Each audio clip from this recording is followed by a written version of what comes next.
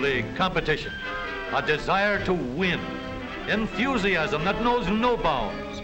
That's the spirit of young America. From coast to coast, in everything from sandlots to stadiums, you'll find red-blooded American boys full of that old grit and determination that makes winners and champions. And when the shouting and the laughter of the sandlot grows dim, there's a reason. It's because the great American boy is hard at work, inventing, creating, building something. The energy that is forever behind both the competitive sports of youth and the desire to build and create new things is the energy that develops industrious, dependable citizens of tomorrow.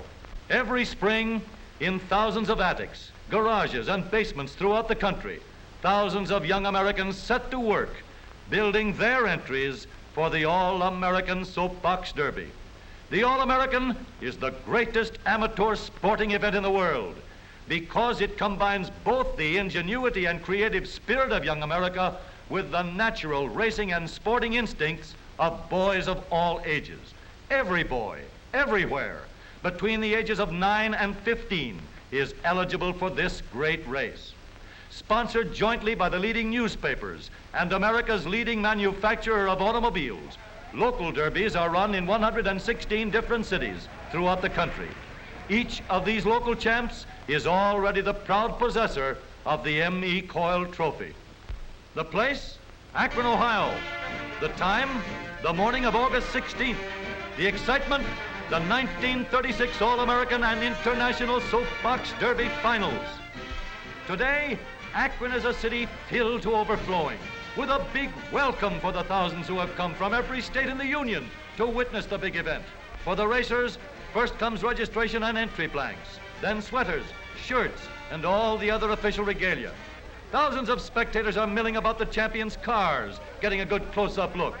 Every one of these cars represents many long, hard hours of thought and building. In every one can be seen the inventive and creative ingenuity of our American boys. Each entry gets his car weighed in, and an official sticker shows that the car has been checked by the technical committee and complies with all the rules. The medals and trophy awards and other prizes, too, share the limelight. There are 249 of them in all.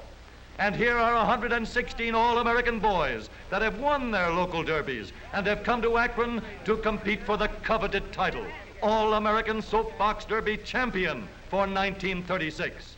A few of the champions are taking time out for a sightseeing tour of the city, but most of them are going direct to the excited to think of anything but the big race. The thousands of spectators begin to fill the grandstand and line the sides of Soapbox Derby downs.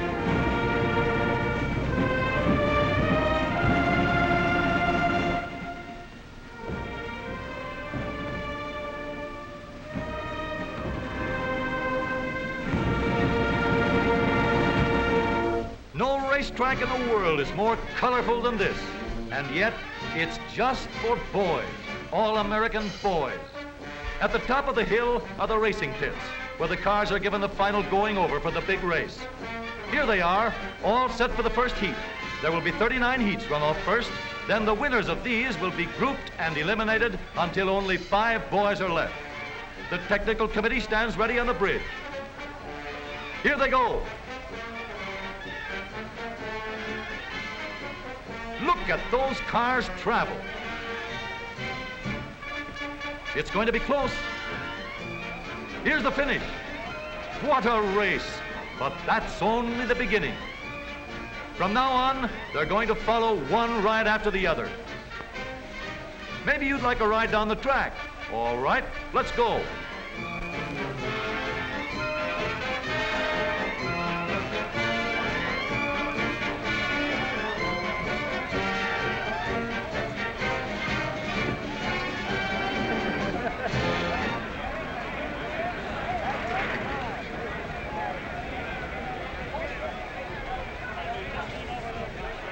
Hey, looks like we got off that one just in time. Guess we'd better stick to the sidelines.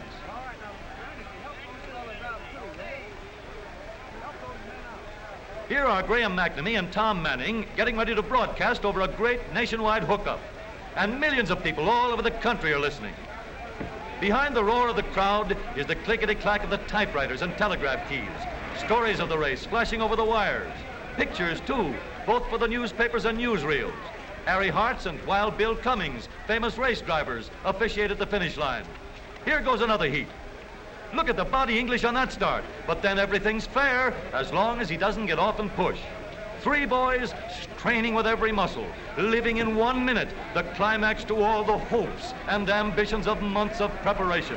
What a story there is behind every boy and his racer. And now the last preliminary heats are over. Only 5 boys remain to fight it out for the coveted honor of being hailed the new champion. Onto the truck they go for the trip back up the hill. Away go the first 3.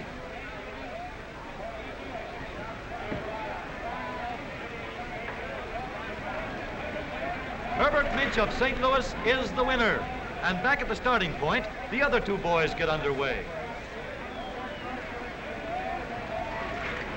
Harold Hansen of White Plains, New York is the other winner.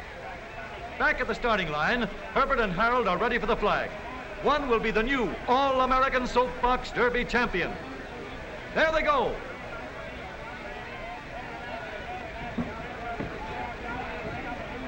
A new national champion, Herbert Minch of St. Louis, crosses the line, the winner. But Herbert can't rest on his laurels as yet. Now both boys go back to the top of the hill and get set for the international race. Racing against the champion from over the ocean, Norman Newman of South Africa.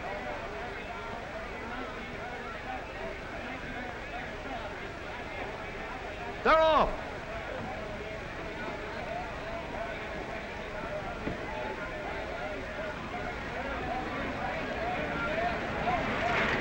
Herbert Minch is first, Harold Hansen second, Norman Newman of Pretoria, South Africa third.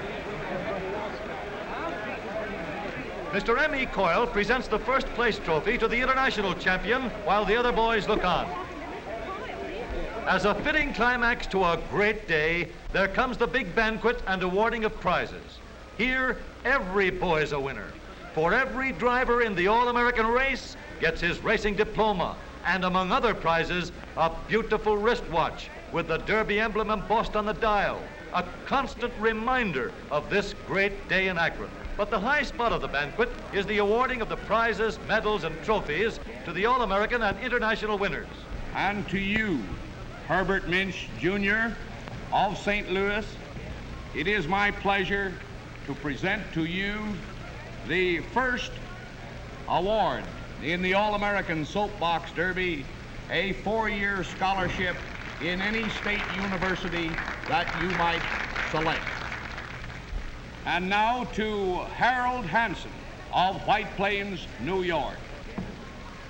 Harold, I have a letter here which entitles you to get your new car as second prize in the All-American Soapbox Derby.